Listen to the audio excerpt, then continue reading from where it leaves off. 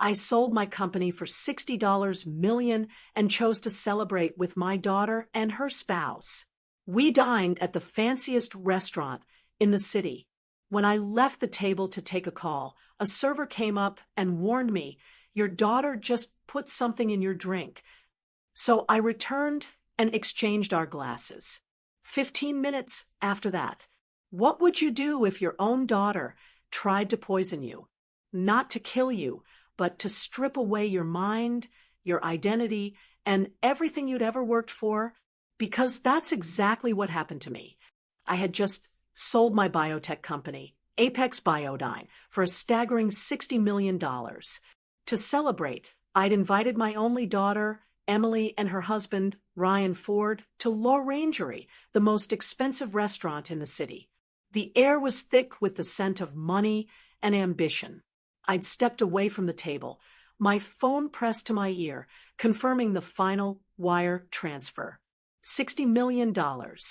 40 years of my life, starting in a rented garage with 2 employees and a dream, culminating in that number. That incredible, life-changing number. I felt the weight of 4 decades lift off my shoulders. I was free. I could retire. I could finally travel. As I turned to go back to my family, a young waiter blocked my path. He was terrified, his hands shaking so badly he could barely hold his empty tray. "Mr. Shaw," he whispered, his voice barely audible over the restaurant's quiet hum. "I saw your daughter. When your son-in-law distracted you, she took a small vial from her purse and poured a powder into your wine." My blood ran colder than the ice in the water glasses on our table, but I stayed calm. I've run a multi-million-dollar company, faced hostile takeovers, corporate espionage. I can read people. This kid wasn't lying. He was genuinely terrified. "What is it, Evan?" I asked, my voice quiet, cutting through the shock. He explained it all, his words tumbling out. How Ryan had staged a distraction, how Emily had moved with chilling speed, dropping a fine white powder into my glass. Not a liquid, a powder, designed to dissolve. My mind raced. What was it? Poison? Here? In a crowded restaurant? No, that was messy, traceable. This was something else. Something clinical. I looked Evan straight in the eye. "Are you absolutely certain?" He swallowed hard, nodding. "Yes, sir. 100%. I saw the vial. She hid it in her napkin, then put it back in her purse when you stood up to take that call. That's why I had to stop you. This kid had just handed me my life. I slipped him $500. You didn't see anything. You finish your shift. You go home. You never speak of this to anyone, but you just saved my life. If you are ever in trouble or if you ever need a job, you call this number." I handed him my personal card, the one that didn't say CEO on it. He vanished. I stood alone in that grand marble lobby for a full 10 seconds. The rage was a physical thing, a hot iron in my gut. My own daughter, my Emily, my little girl. But the rage wasn't in control. I was. The CEO was. I smoothed my suit jacket, composed my face into a mask of mild distraction, took a deep breath, and walked back to the table. The smell of the expensive food, the truffle oil, the seared scallops, it all suddenly made me sick. "Everything okay, Dad?" Emily asked, her smile blinding. It was the smile of a predator who had just set a perfect trap. "Just work," I waved dismissively. "Lawyers finding loose ends from the sale." I picked up my wine glass. Her wine glass, now, though she didn't know it. No, I set it down. Not yet. I had to be sure. My mind raced back. Emily's comment last week. "Dad, you've been so forgetful lately. You missed our dinner reservation." No, I hadn't. They'd canceled it and told me I got the day wrong. Then Ryan, just 2 days ago. "Peter, you seem confused. Are you sure you're okay to manage all this money alone?" It all clicked. It wasn't poison. It was incapacitation. The powder wasn't meant to kill me. It was designed to mimic a stroke, to create sudden, terrifying confusion, to make me look like I had snapped right after securing $60 million. They wanted me declared incompetent. I needed to make that switch. Ryan was droning on about some boring import deal, something about textiles from Turkey. Emily was hanging on his every word, playing the adoring wife. They were so busy performing for me, they weren't really watching me. I waited for my moment of distraction. A different waiter, not Evan, came to refill our water glasses. This was it. As the waiter reached for Ryan's glass, I accidentally jerked my arm, my elbow connecting solidly with Ryan's full glass of water. "Oh, goodness!" I exclaimed. "Peter, honestly." Ryan snapped, jumping back, as ice water flooded the white tablecloth and dripped onto his $1,000 pants. Chaos erupted for 5 seconds. Emily gasped. Ryan cursed. The waiter rushed in with napkins. In that moment, my hands moved. It was a simple, fluid motion I'd practiced a dozen times in my mind. My right hand picked up my tainted glass. My left hand picked up Emily's clean glass. I moved them both out of the way of the spill, and when I set them back down, they were reversed. "I'm so sorry, Ryan," I said, dabbing at the table. "I guess I am a little tired. My old age is catching up to me." He shared a knowing, triumphant look with Emily. They thought my clumsiness was the first scene in their play. They thought their plan was working. They had no idea. The waiter finished cleaning. The tension was gone, replaced by their smug, predatory anticipation. I picked up my glass, Emily's original, clean glass. "Well," I said, raising it high, "despite my clumsiness, I want to make a toast." They both raised their glasses. Emily was holding my original glass, the one containing the powder that was supposed to destroy my mind. "To family," I said, looking directly into Emily's eyes. "And to getting everything you deserve." "To family," Emily echoed, smiling that brilliant fake smile. She took a large, confident sip. The next 15 minutes were the longest of my life. I ate my steak, or rather, I moved it around my plate.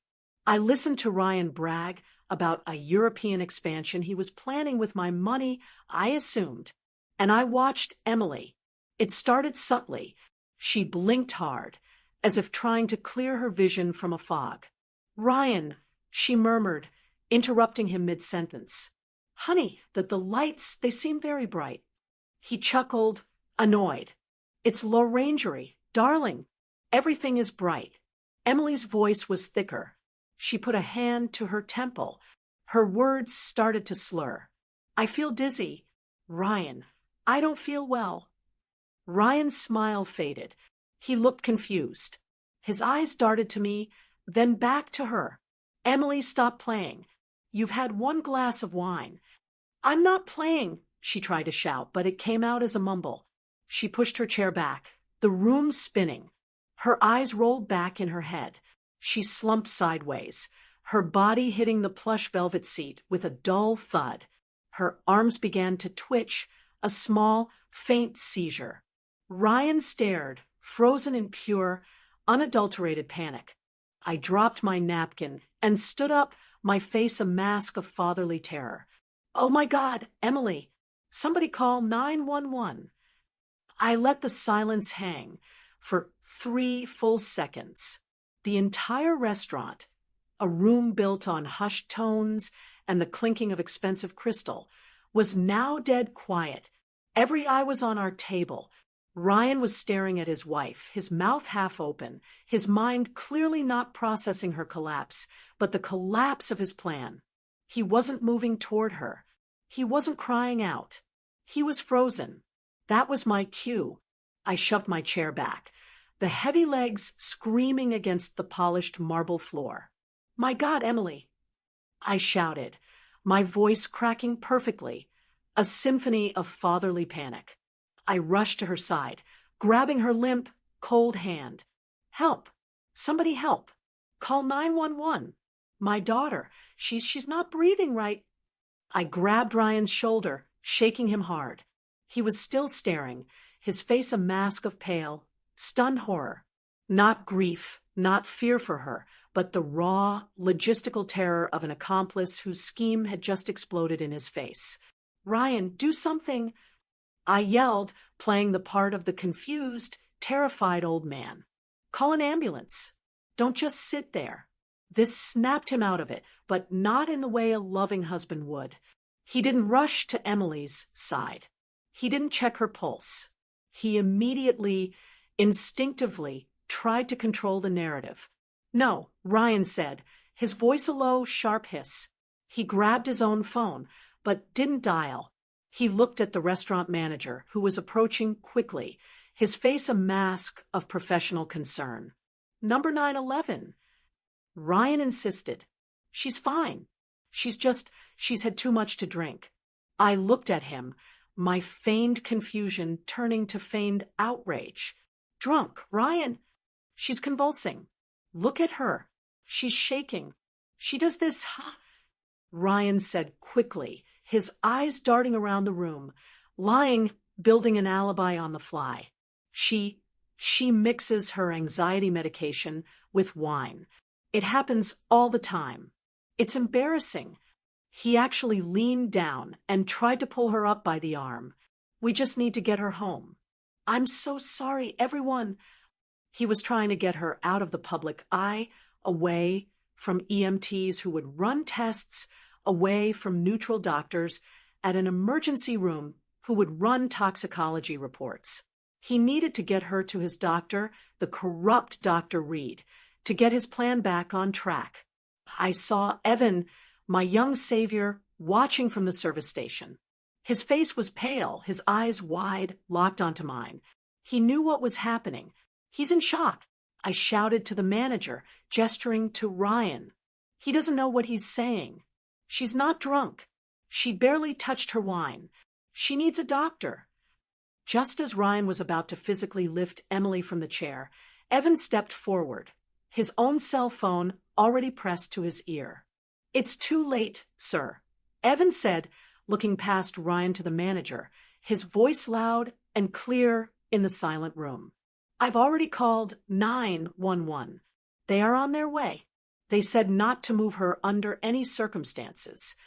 Ryan's head snapped toward Evan. The look in his eyes was no longer panic. It was pure, unadulterated murder.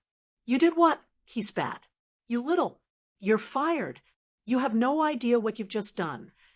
The manager, a tall man who was clearly not paid enough for this, stepped between them.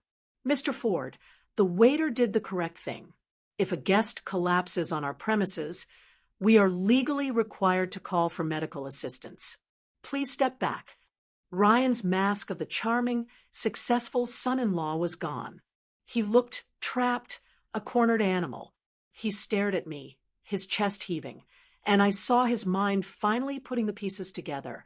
The spilled water, the switched glasses, my sudden elderly clumsiness. He knew. He didn't know how I knew, but he knew I had done this. The wail of sirens cut through the night, growing closer, louder. The sound was a beautiful, terrible symphony. It was the sound of my plan working. It was the sound of justice arriving. The paramedics rushed in, pushing a gurney, their movements efficient and fast. They ignored Ryan's protests, brushing him aside. Sir, we need you to step back. Ma'am, can you hear me? What did she take? One of them asked, shining a light in her eyes. I don't know. Ryan yelled, trying to regain control. It's her medication. She mixes it. It's for anxiety. Which medication? Sir, we need a name. Ryan froze. Of course he froze. He couldn't say the name of the antipsychotic drug without incriminating himself. I don't know the name. It's just for anxiety. She keeps it in her purse. They loaded her onto the gurney. She was unconscious, her face pale and slack. For a second, I felt a genuine pang of pity.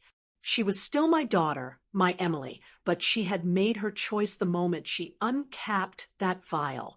The restaurant was silent. Every diner, every waiter, every busboy was watching. I followed the gurney out, hunched over, playing the part of the grieving, confused father.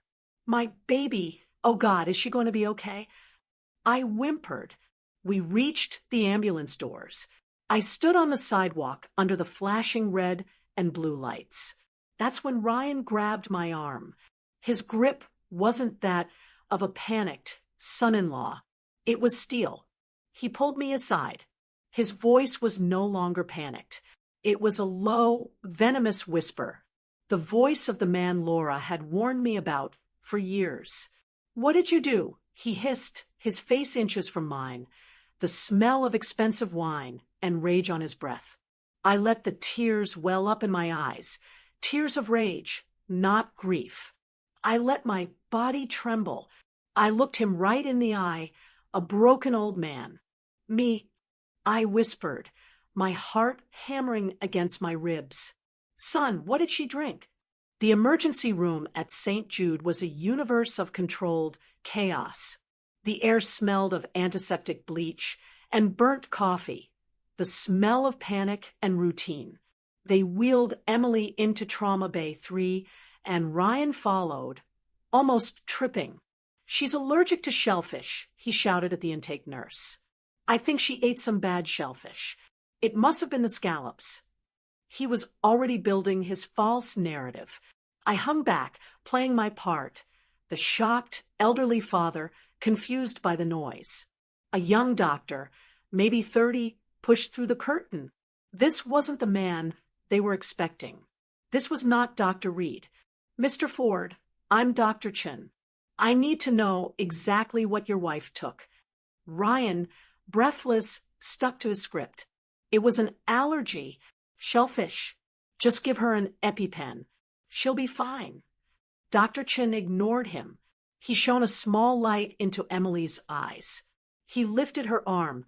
It dropped lifelessly. "Mr. Ford," Dr. Chin said, his voice flat, "this is not anaphylaxis. Her airways are clear. Her pupils are pinpoint. This is a severe overdose. I need to run a full toxicology screen." Ryan's feigned panic turned real.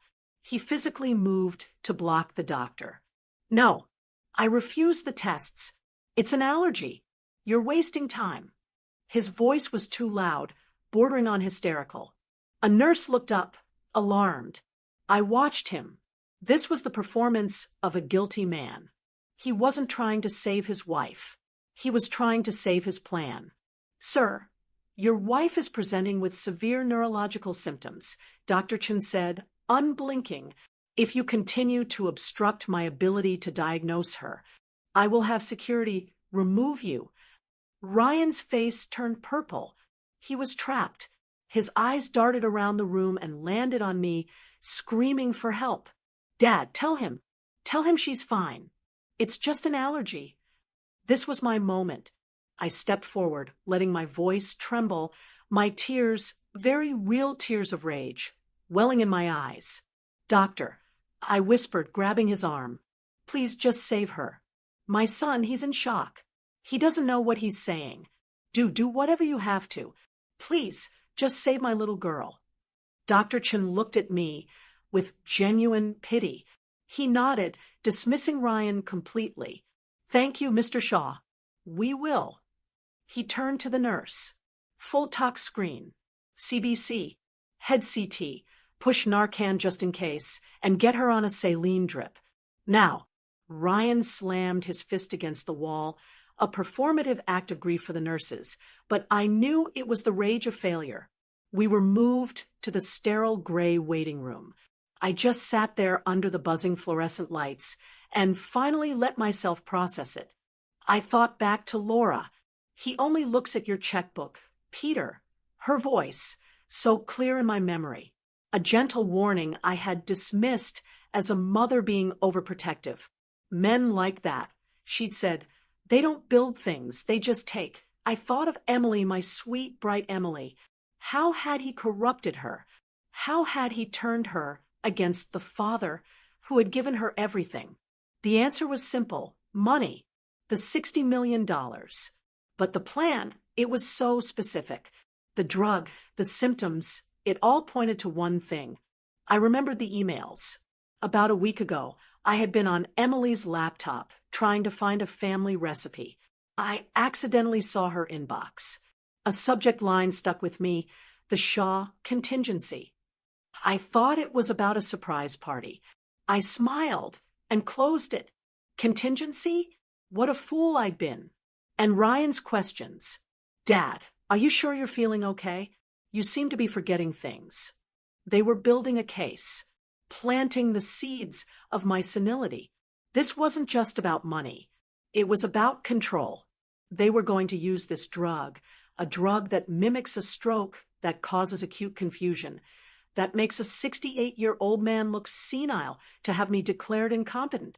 The timing was perfect. The day after my $60 million deal closed. It was brilliant. It was monstrous. An hour later, Dr. Chun returned. His face was grim. Mr. Shaw, I'm afraid the news isn't good. The toxicology report came back. Your daughter has a massive, near-lethal dose of olanzapine in her system. Ryan, who had been on the phone with what sounded like his lawyer, froze. Olan, what? I've never heard of it. Olanzapine, Dr. Chun said, his voice sharp and precise. It's a very potent antipsychotic medication. We use it to treat schizophrenia, severe bipolar disorder. It is not anxiety medication. It is not something you mix with wine. A dose this high? Frankly, I'm required to notify the police. This looks like an attempted suicide, or something else. Ryan started sputtering. Suicide? No, she wouldn't. She's happy. We were celebrating. Dr. Chen held up a hand. In a healthy individual, a massive dose like this doesn't just cause seizures. It mimics the symptoms of acute, rapid-onset dementia. It causes confusion, slurred speech, psychosis, and neurological damage that can look identical to a severe stroke. And there it was, the final, disgusting piece of the puzzle. It wasn't just any drug. It was the perfect drug. A drug that wouldn't just make me sick. It would make me look crazy. They weren't just trying to hurt me. They were trying to erase me, to legally erase my mind, my identity, my signature. They were going to have me committed. They were going to put me in a home, take control of my $60 million, and leave me to rot while they lived on my life's work. Ryan was staring at the doctor, his face ashen. He finally understood that the doctor wasn't just diagnosing Emily. He was describing the very weapon they had chosen. The plan was in ruins. Is she going to be okay? Ryan stammered, his act as a loving husband returning, but it was too late. His voice was hollow. We're pumping her stomach and administering the antidote, Dr. Chin said coolly. She'll be very sick for a few days, and she will be placed under a 72-hour psychiatric hold, as is protocol. But yes, physically she should recover. Dr. Chin looked at me, his eyes full of pity. Mr. Shaw, I'm so sorry you had to see this. I'll give you a moment. He left. The silence in the waiting room was heavy, broken only by the sound of Ryan's ragged breathing. He knew that I knew. He looked at me, his eyes no longer full of rage, but of a new, dawning terror. And the war had just begun. Ryan's composure was a cheap suit, and it was ripping at the seams. He collapsed onto one of the hard plastic chairs. He was vibrating with a toxic energy. He was a cornered rat, getting desperate. I knew my part. I slumped into a chair across from him, burying my face in my hands. I let my shoulders shake, mimicking the sobs of a broken old man. I was crying, but not for Emily. I was crying for the daughter I had already lost, the one who had tried to chemically erase my mind. Dad, Ryan's voice was sharp, suspicious. Are you okay? I looked up, letting him see the tears staining my face. I don't understand. Ryan, antipsychotics. Why? Why would she have that? Does my daughter have schizophrenia? Have you been hiding this from me? It was the perfect question. It gave him an escape route, a lie he could build on. He seized it. I didn't want to tell you like this, Dad, he said, his voice dropping into a fake, compassionate whisper. We've been struggling. She's been seeing a doctor. Dr. Reed. She must have confused her bottles. She must have taken the wrong dose. Dr. Reed. The first piece of the puzzle. I filed the name away. Oh, God.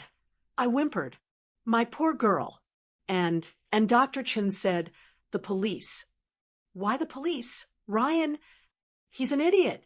Ryan snapped, his mask slipping. He doesn't understand. He's just a resident.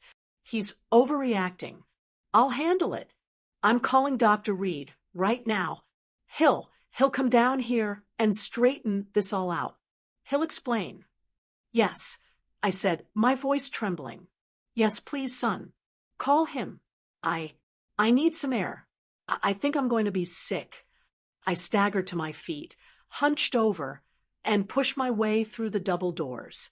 I didn't go to the bathroom. I didn't go outside. I hid in a small alcove by the vending machines, just out of sight of the waiting room doors, but close enough to hear. Ryan must have thought I was gone. He burst out a second later, his phone already to his ear. He was pacing, his voice a venomous whisper that echoed in the sterile hallway. Reed, it's me. The plan is a disaster. She drank it. Emily drank it. He stopped listening, tearing at his hair. I don't know how. The old man, he must have. I don't know. It doesn't matter. He's here, acting all confused and broken. But Reed, he's here. He's not the one who took the drug. Another pause. Ryan's face was contorted with rage. Yes, she's stable, but they ran a tox screen. They know it's olanzapine. They're talking about a psych hold. Police reports. This is falling apart. He was practically vibrating now. He slammed his fist against the cinder block wall. What do we do? The hearing is at 8 a.m. That's in 5 hours. How are we supposed to get a conservatorship over him if he's the picture of health and she's the one in the psych ward? 8 a.m. The second piece of the puzzle. Dr. Reed. An 8 a.m. hearing. No. Ryan suddenly yelled into the phone. No, you listen to me. You're in this just as deep as I am. Your gambling debts aren't my problem. You were paid to handle the medical side, so you handle it. You get down to this hospital. You tell them Dr. Chen is an idiot. You tell them you're her primary physician. You tell them she's unstable, that she's a suicide risk, that she's been stealing his medication. I don't care what you say. Just fix this. And you'd better be ready to testify 8 a.m. He hung up, breathing like he'd just run a marathon. He stood there for a moment, his back to me, trying to regain his composure. Then he turned and saw me. He froze. His face went completely white. He had no idea how long I'd been standing there. Dad, he stammered. I didn't let him finish. I stumbled forward, my hand on my heart. Ryan, I heard you yelling. What's happening? Who is Reed? What did he mean? Fix this. Ryan's mind was racing. I could see the gears turning, the lies forming. He put his arm around my shoulder, his grip too tight, guiding me back toward the waiting room. His fake, comforting son persona was back, but it was cracked, desperate. Dad, you misunderstood. Dr. Reed is Emily's psychiatrist. I was angry. I was yelling at him because I feel like he failed her. He should have warned us she was this unstable. Unstable. I whispered. Suicide risk? He thinks she might have done this on purpose, Dad. Ryan said, his voice catching. He was trying to pivot. If he couldn't frame me for dementia, he would frame his own wife for suicide. He thinks she tried to kill herself. But why? I asked, letting my voice crack again. He doesn't know. Maybe it's my fault, he said, lowering his eyes. The stress of your new money. It's been a lot for her. Maybe she felt inadequate. It was a brilliant, disgusting lie. He was already planting the idea that my $60 million was the problem. I let him guide me back to the chair. I need to go home, son, I whispered. This is too much. My heart. I can't be here. Will you be okay? Relief washed over his face. The last thing he wanted was me here, asking questions, being seen by doctors who weren't on his payroll. Yes, Dad. Of course, he said, his voice dripping with false concern. You go home, get some rest. You look terrible. I'll stay here. I'll handle everything with Dr. Reed when he gets here. I'll call you as soon as I know more. He practically pushed me toward the exit. Take a cab. I'll pay for it. Okay, son. Okay. I walked out of the hospital, a frail old man, trembling, devastated. The act held until the automatic doors slid shut behind me. The second the night air hit my face, my back straightened. The trembling stopped. The grief vanished, replaced by a cold, hard focus. It was 3 a.m. I got in a cab. 52 Crooked Creek Lane. I told the driver my address, but as we drove, I leaned forward. Actually, driver, can you take me to my daughter's house first? 47 Willow Crest Drive. I need to pick up a few things for her. He nodded and changed course.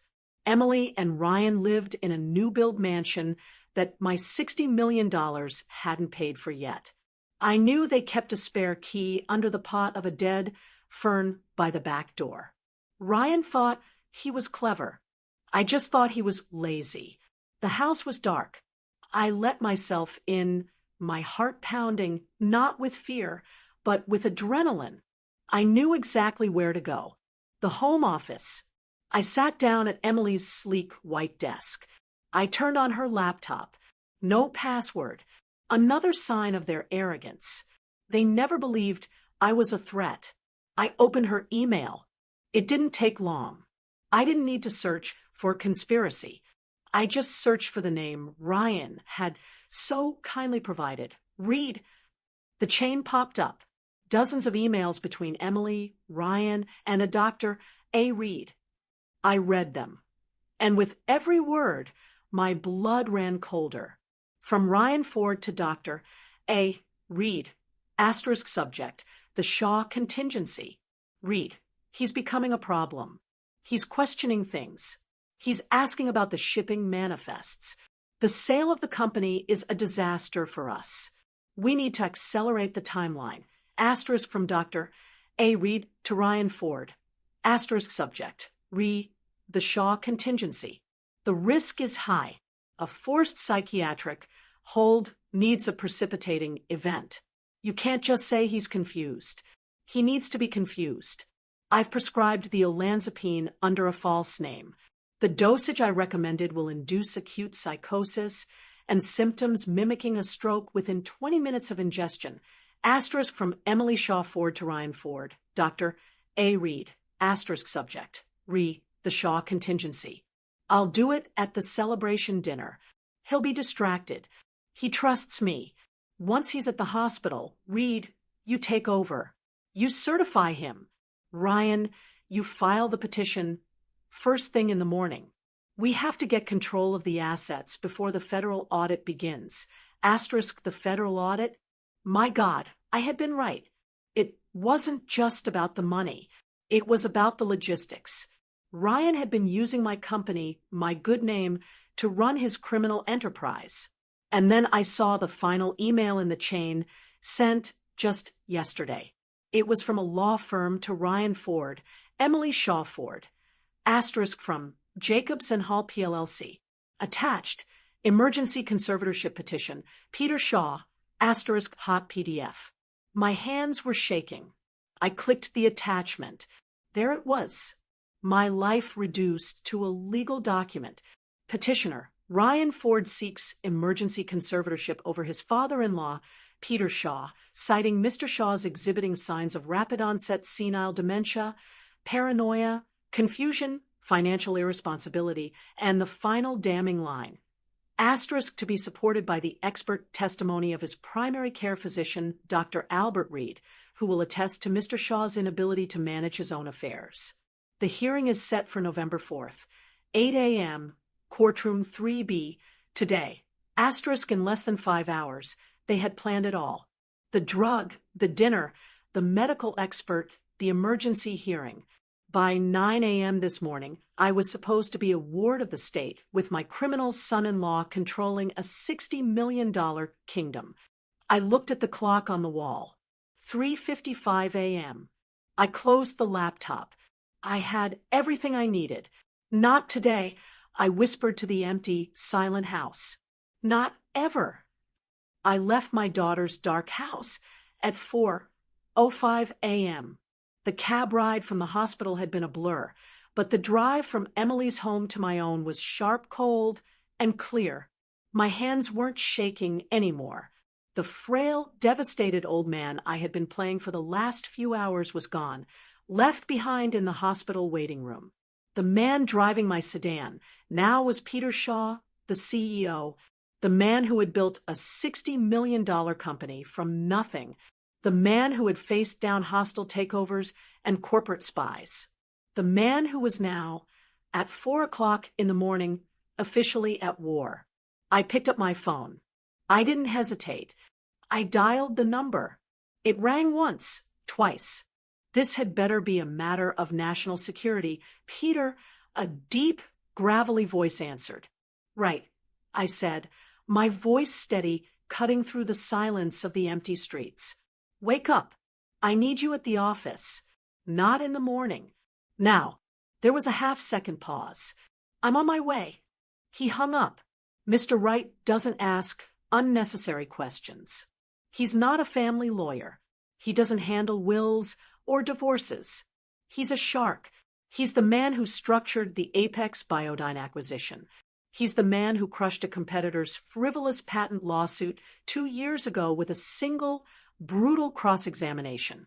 He was, I realized, the perfect and only man for this job.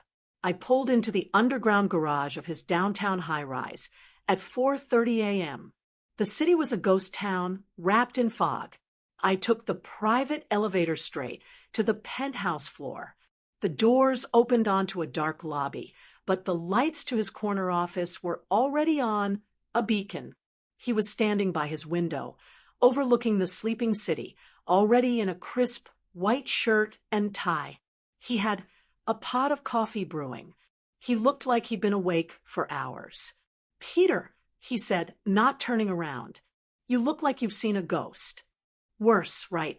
I said, sitting in one of the leather chairs. I've seen a monster.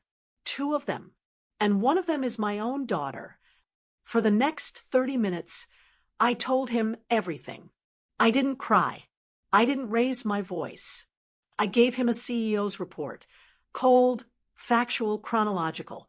The $60 million celebration, the waiter Evan and his warning, the switched glasses, the collapse, the ER, Dr. Chen's honest diagnosis, olanzapine, an antipsychotic, Ryan's immediate panic to cover it up, to blame an allergy. Wright listened, his face an impassive mask, his fingers steepling. He just nodded, absorbing every detail. And then, I said, Ryan made his first mistake. He named their doctor, a Dr. Reed. He thought I was a grieving, confused old man, so he talked right in front of me. I repeated the phone call I'd overheard. Reed, the plan is a disaster. She drank it. The hearing is at 8 a.m. You have to fix this. Wright's eyes narrowed. A hearing? 8 a.m.? What hearing? That, I said, taking a deep breath, is the second thing. While Ryan was arguing with the nurses, I went to Emily's side to comfort her. Her purse was on the gurney. She was unconscious. I reached into my suit pocket, I pulled out the small brown glass vial, still inside the napkin I'd wrapped it in. I placed it gently on his polished mahogany desk. There were still a few grains of powder at the bottom. I found this in her purse, and then I went to their house. You broke in? Wright asked, not with judgment, but with curiosity. I used the spare key they forgot I had. I checked her laptop. I searched your name. Reed. Wright's impassive mask finally cracked. A slow, cold smile spread across his face. Peter, you old fox. She saved it. All of it. The entire conspiracy. An email chain called the Shaw Contingency. Emails between her, Ryan, and this Dr. Reed. He prescribed the drug. He advised them on the dosage. He was going to be their expert medical witness. Witness for what? Wright asked, though he already knew. I leaned forward. A hearing this morning. 8 a.m. courtroom 3B. I forwarded you the email with the attachment. It was an emergency petition for a conservatorship. My conservatorship. Wright swiveled in his chair, his computer screen lighting up his face. He read the email, then opened the PDF. I heard him let out a low whistle. Oh, my God! Rapid onset senile dementia, paranoia, financial irresponsibility, a danger to himself and his assets. He looked up at me, his eyes now sharp, all business. They were going to have you drugged, declared incompetent, and committed all in the space of 12 hours. And Ryan would have full control of all $60 million before the market even opened. He stood up. The shark was in the water. Peter, we are going to destroy them, he said, his voice a low growl. He began to pace. This isn't just family fraud. This is conspiracy to commit aggravated assault. This is medical malpractice. This is perjury. This is beautiful in the most disgusting way. He picked up his phone. He didn't dial. He hit a single speed dial button. Peterson, he barked into the receiver. It's right. Wake up. He didn't wait for a reply. I need a full workup. A doctor. Name is Albert Reed. R-E-E-D. I need to know everything. Bank accounts, debts, medical board citations, mistresses, parking tickets. I want to know what brand of toothpaste he uses, and I need it. Not now. I needed it 30 minutes ago. He hung up. He looked at me. Okay, they have a hearing at 8 a.m. We'll be there. But we are not going to defend Peter. We are going to attack. This Dr. Reed is the weak link. He's the one who connects Ryan's plan to a criminal act. They think they're walking into a simple family court hearing to roll over a confused old man. Wright poured me a cup of coffee. His hand was perfectly steady. They have no idea, he said, a grim smile on his face, that they're actually walking into their own execution. It was 5:15 in the morning. The sky outside Wright's penthouse office was just beginning to bruise with the first pale gray light of dawn. The city below was silent. The only sound in the massive, quiet room was the hiss of the high-end coffee machine and the steady rhythmic click, click, click of Wright tapping his gold pen on his legal pad. The adrenaline from the hospital, from the break-in at Emily's house, was starting to wear off. It was being replaced by something else. A cold, heavy exhaustion that settled deep in my bones. But it wasn't the exhaustion of an old man. It was the exhaustion of a general on the eve of a battle he never asked to fight. He's been planning this for months, right? I said, my voice rough. He's been playing me my own daughter. I had to stop. Saying it out loud made it real in a way the emails hadn't. The pain was a physical thing, a sharp, constant pressure behind my ribs. Wright didn't offer sympathy. That's not why I pay him. He's a strategist. He poured me another cup of coffee, black and strong enough to strip paint. Grief makes people blind, Peter, he said, his voice a low gravel. They counted on you being the grieving husband. They miscalculated. They didn't count on you still being the CEO. He was right. They saw a dad. They saw the old man in the worn cardigan who missed his wife. They forgot who had built the company. They were so desperate to steal, they forgot that I didn't get to where I am by being naive. I had just been naive about them. I should have listened. I murmured, staring into the black coffee. God, I should have listened to Laura. Wright looked up from his notes. His eyes were sharp. Laura? What did she know? She saw him. I said, the memory washing over me, fresh and painful. From the very beginning. From the first dinner he had at our house. Ryan was so charming, full of compliments, laughing at my bad jokes. I was happy for Emily, but Laura, she had that X-ray vision for people. That night after they left, she was quiet. I asked her what was wrong. I can still see her clearest day, sitting in our old armchair by the fireplace, a book open on her lap that she wasn't reading. He doesn't see her, Peter, she told me, her voice soft. He sees her name. He sees Shaw. He sees Apex Biodyne. I told her she was being cynical. I told her Emily was in love and happy, and that was all that mattered. She tried again. I continued, my voice growing thick. About a year later, Ryan had just lost a major investment, $20,000 of their money, or so he said. Emily came to me crying, humiliated. Of course, I wrote the check. I thought I was helping my daughter.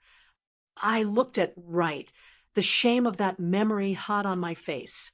That night, Laura was furious. Not at me, at him. She said, he's a taker, Peter. He only looks at your checkbook. He's a parasite, and he's teaching our daughter how to be one, two. We had the biggest fight of our 40-year marriage. I accused her of being jealous of Emily's happiness. I told her she was wrong. I closed my eyes. The coffee cup was warm in my hands. She never brought it up again. She knew. She saw this coming, and I was too blind, too proud to see it. She's been gone 3 years. And the first thing Ryan did after the funeral, after a respectful 2 weeks, was ask me to co-sign a loan for a new car. And I did it. For Emily's sake. And now this. Wright nodded slowly, absorbing the emotional data. Okay, so it started as simple greed, but this drugging you, an emergency court hearing, this is desperation, Peter. $300,000 for the doctor is a massive lever. Ryan must be in his own hole, deep, deeper than just credit cards. And that's when the other piece clicked into place. The piece that had been bothering me for months. The one that never made any sense. The shipping manifests. I said, almost to myself. Wright's head snapped up. What? Ryan, he's always asking about my shipping operations. My company, Apex Biodyne. We ship highly controlled biological compounds, genetic samples, experimental pharmaceuticals. They move in climate-controlled, GPS-tracked containers. It's a logistics nightmare, heavily monitored by the FDA, the DEA, you name it. It's the most secure and most boring part of my business. And he was interested in it. Obsessed. Wright asked, for the last 6 months, he's been asking, Dad, how secure are those roads? Who handles your customs clearance in Rotterdam? Ever had a container just go missing? I thought it was just idle curiosity. I thought he was trying to sound smart, to impress me, to show interest in my work. I looked at Wright, and I saw the realization dawning on his face at the same instant it dawned on mine. But what if it wasn't? I said, my voice dropping. What if he wasn't just asking? My company has a flawless 30-year logistics record. What if he found a way? What if he was using my corporate routes, my clean, fast-track shipping lanes, to move his own imports? Wright's eyes lit up with a terrifying, cold clarity. My God, Peter, if he was piggybacking on your shipments, the sale of the company wouldn't just be a payday for him.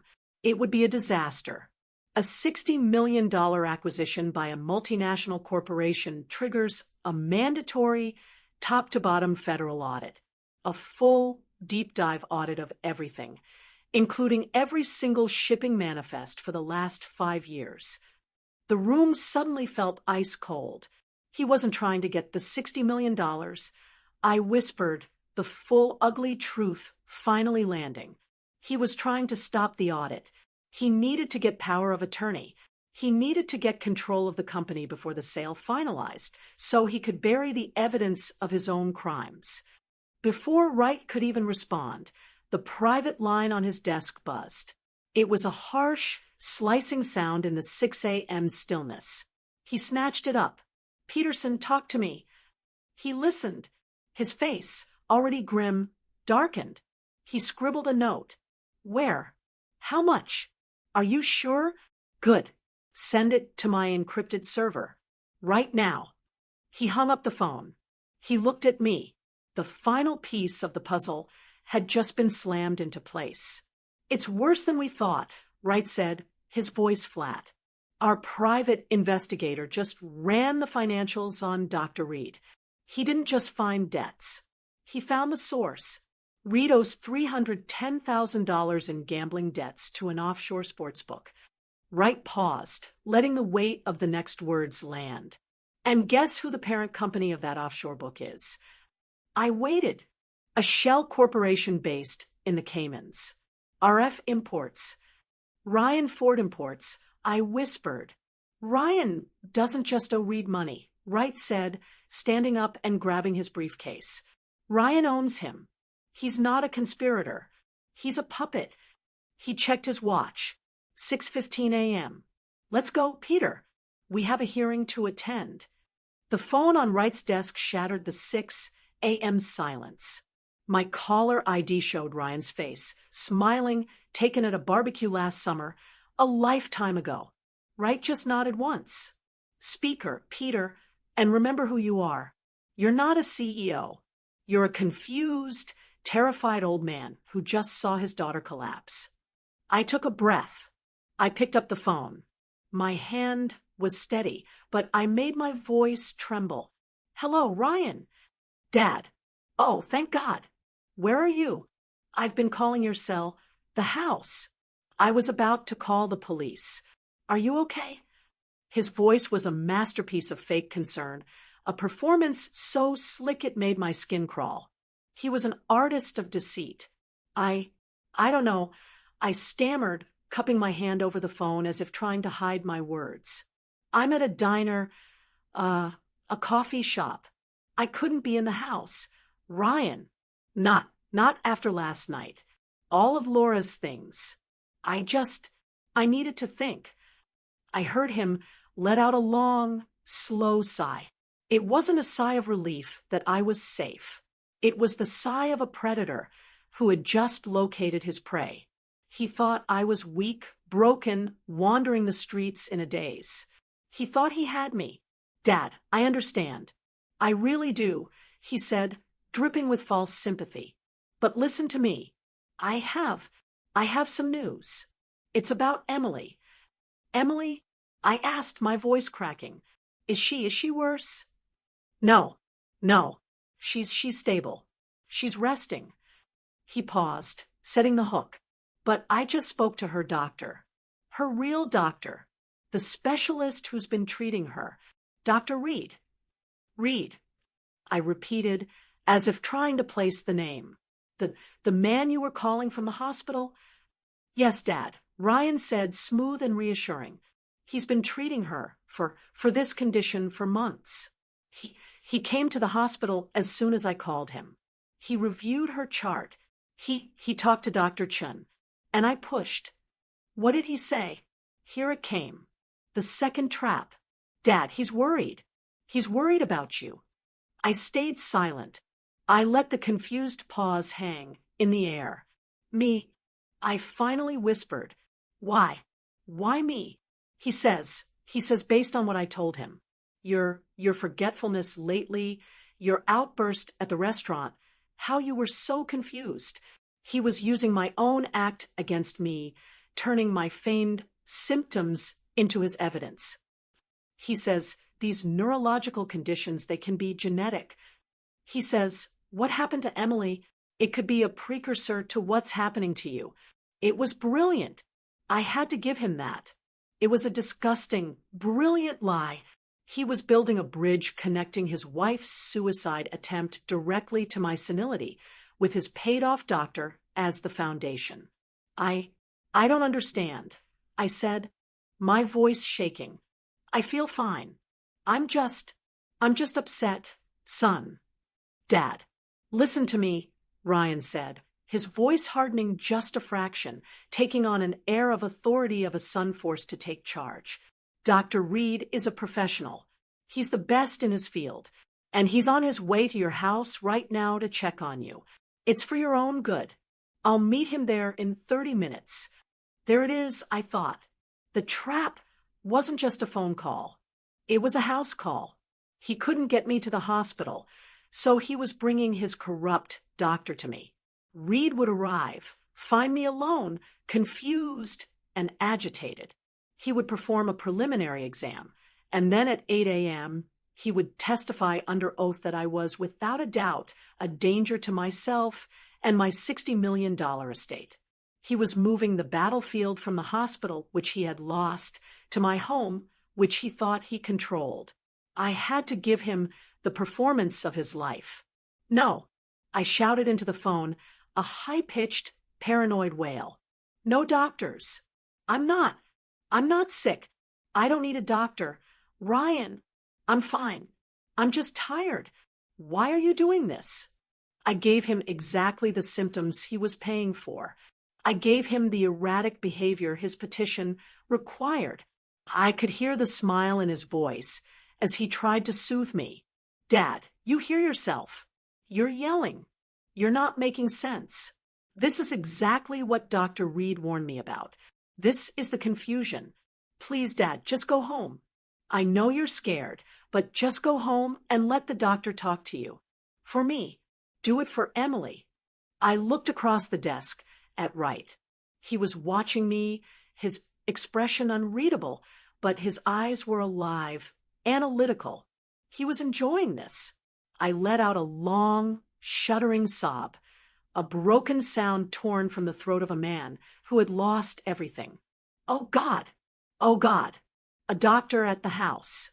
Laura, I don't know what to do. I don't know." I was giving him a masterpiece of senile panic. "It's okay, Dad," Ryan said, his voice now a venomous, comforting coo, the voice of a snake lulling its prey. "Everything is going to be okay. You just need help. We're going to get you help. Just go home. I'll meet you and Dr. Reed there in 30 minutes. We'll sort this all out. We'll take care of you." "Okay," I whispered, my voice sounding small and defeated. "Okay, son. Help. Yes. I need help. I'll go home. I'm on my way." I hung up the phone. The line went dead. The silence in Wright's office was absolute, a heavy velvet curtain. I looked at Wright. He hadn't moved.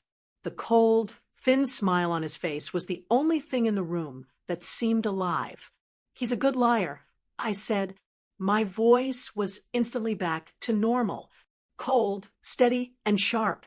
"He's a desperate liar," Wright corrected, standing up and closing his briefcase with a heavy, final click. "He just confirmed his entire plan. He's sending his star witness, the corrupt doctor, to your house to manufacture evidence for a hearing that he doesn't know we know about." Wright checked his platinum watch. 6:45 a.m. "He thinks he has you trapped, Peter. He thinks you're a scared old man running home to hide, about to be cornered in your own living room by his medical expert." I stood up and straightened my tie. The fatigue was gone. The adrenaline was back, clean and sharp as glass. "So what's our move?" Wright picked up his briefcase. He walked to the door and held it open for me. "A good trap," Wright said, his smile all teeth. "Let them go to your house. Let them wait. Let Dr. Reed ring the doorbell of an empty home for the next hour, wondering where his confused patient is. Let them panic. And where will we be?" I asked, walking past him into the hall. Wright's voice echoed in the empty corridor as we walked toward the elevator. Peter, we have a hearing to attend. Courtroom 3B, 8 a.m. sharp. And he said, pressing the elevator button, are going to be early. 7:45 a.m. The fluorescent lights of the county courthouse hallway hummed, casting a sick, greenish glow on the cheap linoleum floors. The air smelled of stale coffee and old floor wax. This wasn't my world. My world was boardroom negotiations and international contracts. This was a place of petty squabbles and family betrayals. It felt dirty. Mr. Wright and I stood at the end of the hall, just watching the door to courtroom 3B. We were early. They were earlier. Through the small wire mesh window, I could see them. My family. My executioners. Ryan was pacing. He was wearing his best suit, a dark charcoal, wool that I probably paid for, but he looked like hell. His eyes were bloodshot, his skin pale and clammy. The stress and adrenaline from the night's disaster were rolling off him in waves. He was a man who had gambled everything and was desperate to see the final card. Next to him was his lawyer, a young, slick man in a suit that was too shiny, his hair slicked back with too much gel. He looked like he'd gotten his law degree from a late-night television commercial. And then there was Dr. Reed. He wasn't pacing. He was sitting on the hard wooden bench, completely still, his hands clasped so tightly his knuckles were white. He was a man in a cage of his own making, a $300,000 cage. He kept dabbing at his forehead with a handkerchief, his eyes darting toward the door every few seconds. He was terrified of me. He should have been terrified of Ryan. Ryan stopped pacing and leaned in to whisper to his lawyer. I couldn't hear the words, but I didn't need to. I knew exactly what they were saying. I could almost hear his frantic hiss. Asterisk, he's not here. It's 7:48. He's not coming. Asterisk, the lawyer must have put a calming hand on his arm, motioning for him to keep his voice down. He probably told him what a gift this was. And then Ryan spoke again, his voice a low, triumphant rasp that carried just enough to be heard in the quiet hall where I stood. It's perfect, he whispered to his lawyer. The lawyer nodded, a smug little smile playing on his lips. He's not here. Of course he's not here.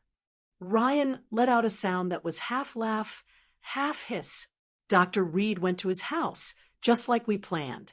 He rang the bell for 20 minutes. No answer. The old man is gone. He's probably wandering the freeway in his bathrobe by now. He leaned in closer, his voice dropping, but his arrogance making it sharp. This is better than the original plan. He's a missing person. He's confused. He's scared. He's a danger to himself. This just proves our case. The judge will have to grant the emergency petition. We'll have the guardianship before 9 a.m. I felt Wright's hand on my shoulder, a silent, heavy pressure. Not yet, Peter, he whispered, his voice a low rumble. Don't move. We wait for the judge. We let them commit. We let them lie to an officer of the court. Let them build their own gallows, plank by plank. My rage was a cold, hard stone in my chest. I wanted to burst through that door. I wanted to see the look on my son-in-law's face. I wanted to grab him by his expensive, choking tie and ask him how he dared to destroy my family. But Wright was right. This wasn't an emotional outburst. This was a corporate takedown. And timing was everything. We heard the bailiff's voice from inside. All rise. The Honorable Judge Anderson presiding. The clock on the wall read 7:59 a.m. Wright straightened his tie. He looked at me, and his eyes were not the eyes of a lawyer. They were the eyes of a shark that smells blood in the water. Showtime, he said. We stood outside the heavy oak doors of courtroom 3B. I could hear the sharp rap of the gavel, followed by the bailiff's voice. All rise. The Honorable Judge Anderson presiding. I checked my watch. 8 a.m. on the dot. Wright put a hand on my arm. Patience, Peter. Let him take the bait. Let him lie to the judge. Inside, I could hear the rustling of papers. The judge, a man with a reputation for being impatient and sharp, cleared his throat. His voice was a dry rasp. We are here for the emergency hearing regarding the conservatorship of Peter Shaw. Case number 774B. Is the petitioner, Mr. Ryan Ford, present? I pictured Ryan, my son-in-law, standing up. I pictured his slick, cheap lawyer at his side. I heard the scrape of a chair.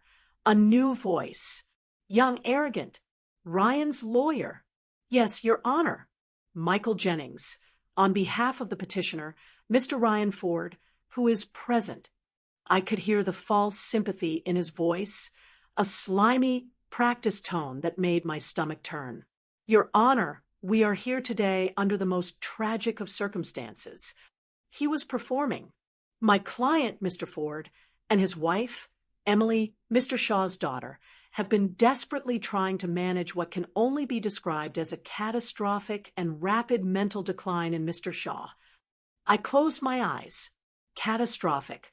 Rapid, the key words from their email. We had hoped to manage this privately. Your Honor, Jennings continued, his voice dripping with fake sorrow. But last night, a terrible incident occurred. Mr. Shaw, in a fit of severe paranoia and confusion, violently attacked his own daughter at a public restaurant. I heard a gasp from someone in the small gallery. He caused a massive scene, Jennings said, his voice rising. And then he fled. Fled, Mr. Jennings? The judge asked, his voice sharp. He fled, Your Honor. He is, as of this moment, missing. Ryan's lawyer was playing it perfectly.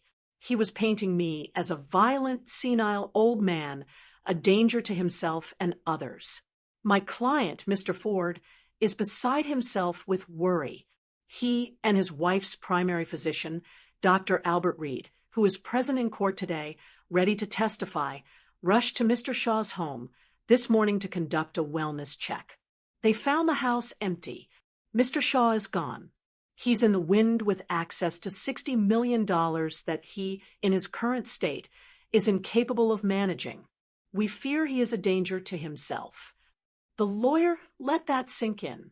We are here today to respectfully ask the court to grant an emergency guardianship to my client, Mr. Ford, so he can protect his father-in-law from himself, secure his assets, and get him the medical help he so desperately needs.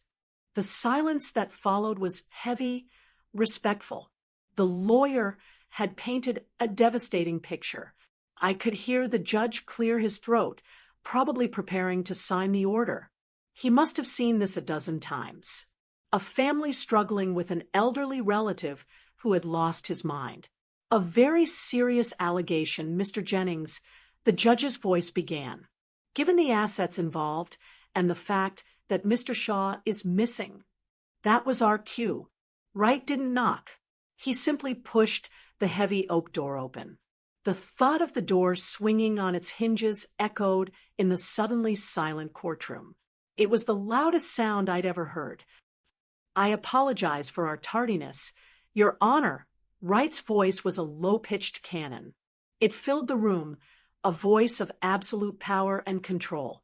It seems my client and I were given slightly incorrect information about the timing of this hearing. We stepped inside, me first, right at my shoulder. I was not in a bathrobe. I was not confused. I was wearing my $5,000 custom-tailored Zegna suit, the one I had bought specifically for the Apex acquisition party. My hair was combed, my shoes were shined, my mind was a steel trap. I looked directly at Ryan. The color drained from his face. It didn't just go pale. It went a waxy, translucent white, the color of old candle wax. His jaw dropped open, a wet, ugly, gaping hole. He looked like he had just seen his own ghost. His lawyer, Jennings, spun around, his own smug expression frozen, then shattering like a cheap mirror. But my favorite reaction, my favorite, was Dr. Reed. He was sitting in the front row. When he saw me, he made a small, involuntary sound, a gasp, a hiccup of pure, unadulterated terror. He physically shrank. He looked at Ryan, his eyes wide, screaming, "Asterisk, you said he was confused. You said he was missing. Asterisk." I walked calmly to the defense table and sat down, placing my briefcase on the floor. Wright sat next to me. We looked like we owned the place. We did. Mr. Jennings, the judge said, clearly trying to catch up. You said your client's father-in-law was missing. Ryan's lawyer was stammering. He couldn't form a word. He just pointed a shaking finger at me. But he... Your Honor, Wright said, standing up smoothly. My name is Harrison Wright. I am Mr. Peter Shaw's legal counsel, and my client, Mr. Shaw, is right here. He is not confused. He is not missing. And he most certainly did not attack his daughter. He is, however, the victim of a depraved and criminal conspiracy, and we are here to address it. Ryan made a noise like a man being strangled. He sank into his chair, his eyes locked on mine. The look of triumph was gone. The arrogance was gone. All that was left was the raw, primal fear of a man who knew he had just been checkmated. Ryan's lawyer, Jennings, looked like he had been physically struck. His mouth was opening and closing, but no sound was coming out. He stared at me, then at his client, then at the judge, his cheap, shiny suit suddenly looking like a Halloween costume. Judge Anderson leaned forward, his patience already gone. Mr. Jennings, you told this court your client's father-in-law was missing. He appears to be very much present. Would you care to explain this discrepancy? Jennings ran a finger under his collar, which suddenly seemed 2 sizes too tight. Your Honor, this is a shock. A pleasant one, of course. We are overjoyed that Mr. Shaw is safe. This only proves our point. His erratic behavior, his disappearance, and now his sudden reappearance. It confirms the petition's urgency. He was trying to spin my arrival as more evidence of my insanity. The audacity was breathtaking. We would like to call our first witness, Jennings stammered, shuffling his papers. A man who can speak directly to Mr. Shaw's deteriorating mental state. We call Dr. Albert Reed. A bailiff called the name. Dr. Reed, who had been trying to blend into the wooden bench, flinched as if he'd been tasered. He stood up slowly. His face was slick with a sheen of cold sweat. He looked at Ryan, his eyes wide with panic, a silent, desperate plea. Ryan just stared back, his expression like stone, his eyes promising murder if Reed didn't follow the plan. Reed was a dead man walking. He took the stand. He was sworn in. His hand was shaking so badly, he could barely keep it on the Bible. Dr. Reed, Jennings began, finding his footing again. You are Mr. Peter Shaw's primary care physician. Is that correct? Reed cleared his throat. Yes. I have been consulting with him. Yes. And in your professional medical opinion, Doctor, what is Mr. Shaw's current mental state? This was it. Reed had to commit. He looked at me for just a second, then quickly looked away, focusing on a spot on the back wall. Mr. Shaw, Peter, he is in a state of severe decline, Reed said, his voice a practiced monotone. He is exhibiting classic signs of rapid onset dementia, paranoia, severe memory loss, agitation. He is deeply confused. In your opinion, is he capable of managing his own affairs? Absolutely not, Reed said, the lie coming easier now. He is a danger to himself. He is incapable of understanding complex financial matters, like, say, the $60 million sale of a company. He would be highly susceptible to outside influence. Thank you, doctor. No further. Just a moment. Mr. Wright's voice cut through the room like a steel blade. He stood up, not with aggression, but with a kind of lethal, polite curiosity. I have a few questions for the doctor. Your Honor. Judge Anderson nodded. Counselor. Wright walked toward the witness stand. He was smiling. It was the most terrifying smile I had ever seen. Dr. Reed, good morning. Harrison Wright, counsel for Mr. Shaw. You've painted a very grim picture. You say you are Mr. Shaw's primary care physician. Yes, I have been overseeing his case. I see. That's fascinating, Wright said, pulling out a small file. Because I have Mr. Shaw's complete medical history, right here, going back 20 years. His actual primary care physician, a Dr. Harris Patel, has been seeing him for 2 decades, and his last physical 3 months ago declared him to be in perfect health for a man his age. Your name, Dr. Reed, doesn't appear. Not once. So let me rephrase. When did you begin overseeing his case? Reed was cornered. It was a private consultation at his son-in-law's request. Mr. Ford was concerned. Mr. Ford was concerned. I see. And when was this private consultation? I visited him at his home several times. You visited him? Wright said, raising an eyebrow. At his home? House calls? How very old-fashioned. And when was the last time you saw him? Reed saw his opening. He took it. This morning. I went to his home this morning at Mr. Ford's request. He was deeply agitated. He was confused. He fled the house. He was yelling. It confirmed all my fears. So, you saw him this morning at his home? Wright asked. Yes, around 7 a.m. That's remarkable, Wright said, his voice full of fake admiration. Truly incredible, because at 7 a.m., Dr. Reed, Mr. Shaw was sitting in my office in my presence, perfectly calm, drinking coffee, and preparing for this very hearing. So, I ask you again, Doctor, who exactly did you see this morning?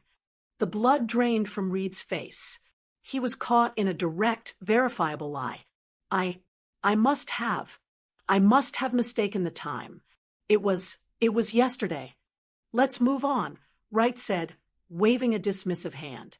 Let's talk about your finances. Doctor, you mentioned you were concerned about Mr. Shaw's. Are you concerned about your own? Jennings, Ryan's lawyer, jumped to his feet. Objection. Relevance. Your Honor. It is entirely relevant, Your Honor. Wright boomed. It speaks directly to this witness's motive and credibility. Overruled, the judge snapped. Answer the question. Dr. Reed was pale. I don't see what my personal finances. Don't you? Wright walked to a legal easel and placed a large document on it. It was a bank statement. Do you recognize this account, Doctor? It's an offshore account in the Cayman Islands. Your name? That's private. Not anymore, Wright said. Now let's look at this. A payment, and another, and another. Bi-weekly payments coming from a shell corporation called RF Imports. Are you familiar with RF Imports? Dr. Reed said, nothing. He was just sweating. Let me help you, Wright continued. RF Imports is a shell company owned by Mr. Ryan Ford, your patient's son-in-law. Wright flipped the page to a summary sheet.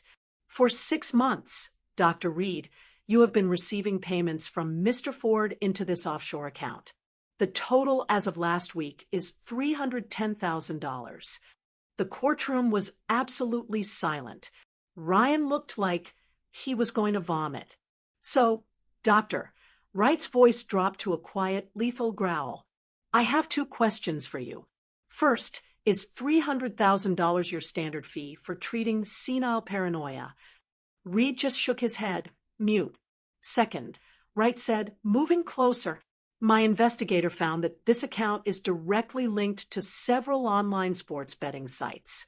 Is it true, Dr. Reed, that you are over $300,000 in debt to Mr. Ryan Ford's personal bookie? Reed broke.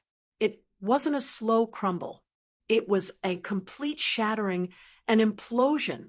He let out a strangled sob. He owned me, he shrieked, the words tearing out of him. He owned my debt. He said he'd ruin me. He said he'd report me to the medical board. He told me the old man was already confused. He said it would be easy. He was sobbing now, a pathetic, broken man. He said he just needed a medical opinion to protect his family. He gave me the vial. He told me what to say. It was all him. He planned it all. He forced me. He collapsed forward, burying his face in his hands, his whole body shaking. The judge stared, aghast. The stenographer's fingers were flying. Ryan's lawyer, Jennings, slowly sat down, his case, his career evaporating before his eyes. And Ryan just sat there, frozen, his mask of sanity completely gone, his eyes wide and empty. He had lost, and he knew it. Dr. Reed's confession hung in the air, thick and toxic. The man was sobbing on the witness stand, a grotesque puddle of a human being. But Ryan Ford wasn't finished. He wasn't going to go down that easily.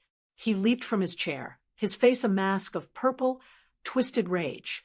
He pointed a shaking finger. Not at Reed, but at me. He's lying. Ryan shrieked, his voice cracking. The doctor is lying. He's in on it with him. My father-in-law is the crazy one. He poisoned his own daughter. That's what happened. He attacked Emily at the restaurant. He's senile. He's violent. Arrest him. He was unraveling. It was a desperate, chaotic attempt to throw mud in every direction, hoping some of it would stick. His own lawyer, Jennings, just sat there, his head in his hands, having completely given up. The courtroom was in chaos. The bailiff was shouting for order. Judge Anderson slammed his gavel, the sharp crack cutting through the noise. Silence. Silence in this courtroom. The room settled. The judge looked at the sobbing wreck of Dr. Reed. He looked at the screaming, frantic Ryan Ford. And then he looked at me. I was the only one in the room who was perfectly calm. I was just sitting there, my hands folded on the table. Mr. Shaw, Judge Anderson said, his voice low and heavy, you have sat here and listened to some extraordinary accusations. The petition before me says you are incompetent. The witness says he was paid to lie about it, and your son-in-law now accuses you of attempting to murder your own daughter. Do you have anything you would like to say? This was it. The moment. Mr. Wright placed a reassuring hand on my arm. I stood up slowly. I buttoned my suit jacket. I turned, not just to the judge, but to the small, stunned audience. Yes, Your Honor. I do. My voice was calm. It was the voice of a CEO, not a victim. The truth, I said, is always simpler than the lies. And the truth is this. I looked at Ryan. His eyes were wide, burning with hate. My daughter, Emily, did try to drug me last night. That is true. She poured a powder into my wine glass, a powder that Dr. Reed here. I nodded at the sobbing doctor, so kindly provided, a drug designed to make me appear confused, paranoid, and senile. I paused, letting the room absorb it. But she made a mistake. She drank the wrong glass. A collective gasp went up from the gallery. Judge Anderson's eyes widened. That, I continued, is the what. But the why is so much more interesting, and it has everything to do with my son-in-law. I turned my full attention to Ryan. Your Honor, my son-in-law, Ryan Ford, orchestrated this entire thing, but his motives were misunderstood, even by me, until 6 o'clock this morning. I saw a flicker of new fear in Ryan's eyes, the fear of the unknown. He didn't do this just to get his hands on my $60 million. He did it because he was desperate. I let the word hang in the air. You see, for the last year, Mr. Ford has been asking me strange questions about my company. Not about profits, not about stock options, about logistics, about my shipping containers, the ones we use to ship highly controlled biological compounds all over the world. Ryan's face went from white to a sickly greenish gray. He knew where I was going. I thought he was just curious. I said, but he wasn't. He was using me. He was using my company's clean, federally approved shipping lanes to smuggle his own illegal goods into this country. Ryan's lawyer, Jennings, who had been defeated, suddenly looked up, his face a mask of pure terror. He clearly had no idea. My $60 million deal wasn't his goal, Your Honor. It was his problem. It was his death sentence. I looked back at the judge, who was leaning forward, hanging on every word. Because the moment I signed that sale, it triggered a mandatory, top-to-bottom federal audit of every asset, every bank account, and every single shipping manifest for the last 5 years. An audit that would begin next week. I turned back to Ryan. He was shaking his head, whispering, "No, no, no." Ryan knew he was finished. I said, my voice resonating in the dead, silent room. He knew the audit would expose him. He knew the FBI would be at his door. So he put his contingency plan into action. He couldn't stop the audit, but he could run from it. His plan was simple. Drug his confused old father-in-law. Have his paid-off doctor declare me senile. Have his puppet, my daughter, help him petition the court for an emergency conservatorship. And once he had legal control of my $60 million, he was going to disappear. He was going to take my life's work and flee the country, leaving my daughter to take the fall for everything. That was when Ryan snapped. It wasn't a word. It was a roar. A primal scream of pure, cornered rage. "You old bastard." He vaulted over the defense table, his suit jacket flying, his face purple, his hands clawed, aiming for my throat. He was fast, but he wasn't fast enough. Before he had even cleared the table, 2 men in the back row stood up. They weren't bailiffs. They were tall, fit, and wearing suits that didn't come from a department store. They moved with a speed that was terrifying. They intercepted Ryan in midair, tackling him to the ground in a tangle of limbs and expensive wool. He hit the floor with a sickening thud. "No, let me go. I'll kill him. I'll kill you," he screamed, his spittle flying. One of the men was already yanking Ryan's arms behind his back, the click, click, click of handcuffs echoing in the courtroom. The other man stood up, brushing off his jacket, and held up a badge to the stunned judge. "Special Agent Davies, FBI," he said calmly, as if he did this every day. "Mr. Wright contacted our office at 6:30 this morning. We were here to observe the testimony regarding the federal audit." He nodded to his partner, who was hauling a screaming, thrashing Ryan to his feet. "Ryan Ford," Agent Davies said, his voice booming. "You are under arrest for conspiracy to commit fraud, interstate smuggling, and bribery of a medical official. You have the right to remain silent." I just stood there, watching. I looked at Dr. Reed, sobbing on the stand. I looked at Ryan, my son-in-law, a ruined, screaming animal being dragged out of the courtroom. I looked at Mr. Wright, who was calmly packing his briefcase. The war was over, and I had won. The courtroom dissolved into chaos. Judge Anderson was pounding his gavel, but the noise of the FBI agents subduing Ryan and Dr. Reed wailing on the witness stand drowned him out. The bailiff finally announced the hearing was suspended indefinitely. Ryan and Reed were both taken out in handcuffs. I watched them go, my son-in-law's eyes burning with a hatred so pure it was almost beautiful. He was no longer hiding. The monster was finally on full display. Wright clapped me on the shoulder. "It's done, Peter." "No," I said, my voice heavy. "Not yet. There's one last thing." I didn't wait for him. I walked out of the courthouse, past the stunned reporters who were already shouting my name, and got into the back of my car. I told my driver to take me to St. Jude's Hospital. The emergency room chaos had subsided. Emily was in a private room on the fourth floor, the psychiatric ward. A bored-looking police officer sat outside her door. He recognized me from the news, which was already exploding on every TV in the lobby, and he nodded, letting me pass. I pushed the door open. She was sitting up in the hospital bed, bathed in the harsh afternoon light. The 4 was still taped to her arm. Her face was pale and blotchy, her hair a tangled mess. She wasn't my bright, vibrant Emily. She was a hollowed-out shell.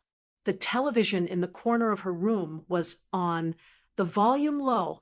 A local news anchor was speaking urgently. Being led out of the courthouse in handcuffs, Ryan Ford, son-in-law of billionaire philanthropist Peter Shaw, has been arrested on federal smuggling and fraud charges. They were showing the footage. The video of Ryan tackling me, of the FBI agents taking him down.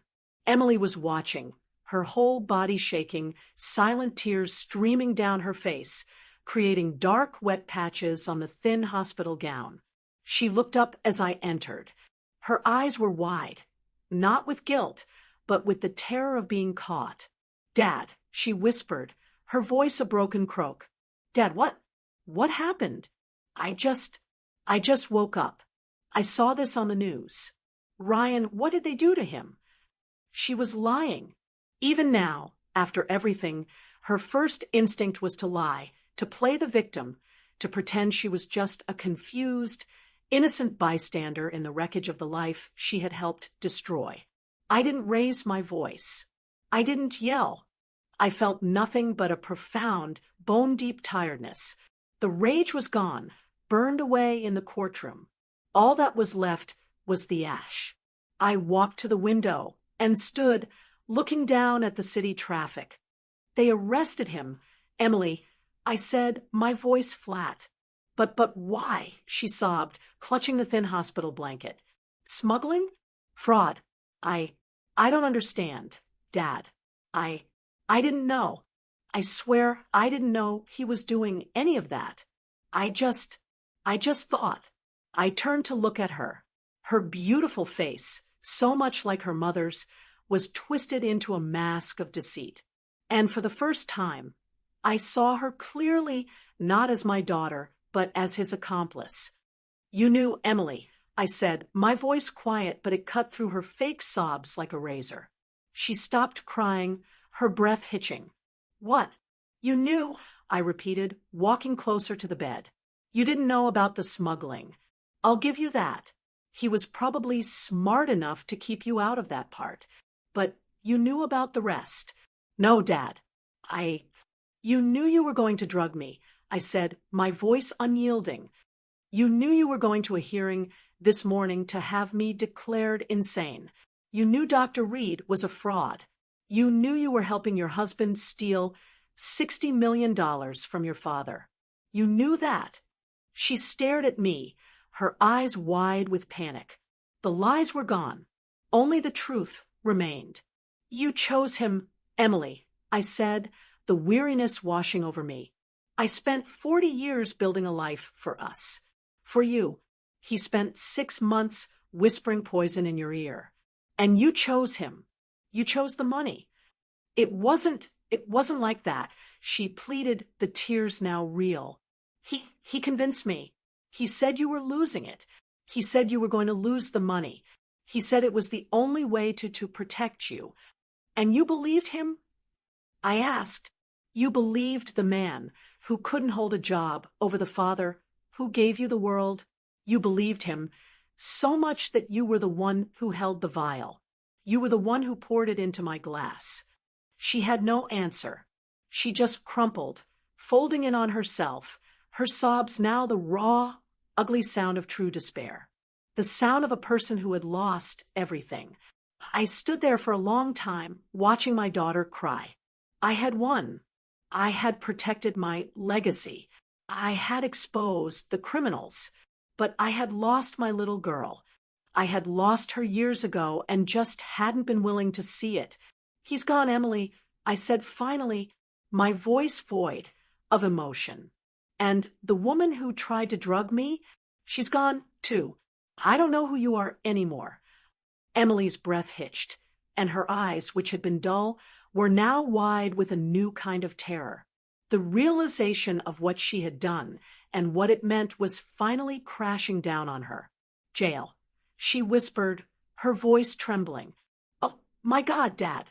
Ryan, Dr. Reed, the conspiracy. I'll go to jail. I'll lose everything." She started to sob, the desperate, ugly cries of someone who had just lost their entire world. I watched her for a long, cold moment. I felt nothing. No pity, no anger, just a finality. I was no longer her father. I was her new reality. "No," I said. My voice was quiet, but it cut through her sobs and stopped them instantly. She looked up at me, confused, her face a mess of tears and smudged mascara. "You're not going to jail, Emily." I walked over to the chair by her bed and sat down. I wasn't the broken old man anymore. I was the man who had just closed a $60 million deal, and I was now structuring my next one. "I am going to use my money," I said, "all of it, to fix this. I am going to hire the best legal team in the country. They will argue that you were a victim of coercion, that you were manipulated by your husband, that you suffered from a temporary mental break. They will keep you out of prison." I saw a small, pathetic flicker of hope light up in her eyes. "Dad, I am also," I continued, "going to pay for you to go to the best rehabilitation facility in the country. Not for drugs, Emily, for your character. You are going to spend months, maybe years in therapy, learning about accountability, ethics, and the consequences of your actions." Her hope grew. She was seeing a way out. She was seeing the safety net. "Oh, Dad, thank you. I'll do anything." "But," I said, and that one word, that simple word, sucked all the air out of the room. Her smile froze. "But," I repeated, leaning forward, "the $60 million is now in a trust. My trust. I am the sole administrator. You will never see a single cent of it. You will not have an allowance. You will not have a credit card. You will not have a new car. The lawyers and the doctors will be paid directly by me." Her face fell. But what about? "You will not inherit anything, Emily, not until you are a different person, not until I decide you are. You will have nothing. You will be, for the first time in your life, truly poor." She stared at me, uncomprehending. "But how will I live? How will I eat?" I smiled. It was not a kind smile. "Oh, you'll have a job." "A job?" "Yes, you'll be working. You'll have a minimum wage job, and you will learn, perhaps for the first time, what it means to earn your own money. And your new boss, well, I've already arranged it. He'll be here to pick you up when you're discharged." "Who?" she whispered. "Who is it?" I just looked at her. I didn't need to answer. 6 months later, I was in my same old ranch house. The afternoon sun was streaming through the windows, illuminating the dust motes dancing in the air. I was sitting in Laura's old armchair, reading a book. I was finally at peace. The doorbell rang. I opened it. It was Evan, the young waiter from L'Orangerie. He was no longer wearing a waiter's uniform. He was in a sharp, well-cut suit, carrying a leather briefcase. He was my new personal finance manager, and he was worth every penny of his 6-figure salary. "Mr. Shaw," he said, stepping inside. He was all business, but his eyes were always kind. "Evan, how are things?" I asked, heading to the kitchen to pour us coffee. "The markets are stable," he said, following me and opening his briefcase on my modest kitchen table. "The foundation funding is secure, and I have the first report from the shelter." The shelter, the one I had funded with the first $5 million, a place for people who had nowhere else to go. And I asked. Evan looked down at his report. Emily Shawford completed her first full work week. She's on the night shift. Her supervisor says she was compliant, but slow. Slow is fine, I said, as long as she's thorough. Oh, she was thorough, Evan said, a small, grim smile playing on his lips. She's assigned to sanitation for the first month. She cleaned every toilet in all 3 wings. Perfectly. I took a sip of my coffee. I looked out the kitchen window at the old oak tree Laura and I had planted together 40 years ago. The leaves were just beginning to turn gold. Good, I said, my voice quiet. That's good. I turned back to Evan. All right, son, let's talk about the quarterly projections. I was finally truly at peace. This story is a powerful lesson in how greed and entitlement can completely blind people to the truth. Emily and Ryan were so focused on the $60 million that they grossly underestimated the man who earned it. They saw a frail, forgetful father, not the brilliant CEO who was always 10 steps ahead. It proves that true strength isn't about the luxury you display, but the silent, calculated resolve you possess. Ultimately, the story shows that actions have severe, life-altering consequences. And sometimes the only path to redemption is by losing everything to learn the value of integrity. What would you have done in my place? Was my final decision an act of justice, or was it a cold revenge? Tell me what you think. I really want to know.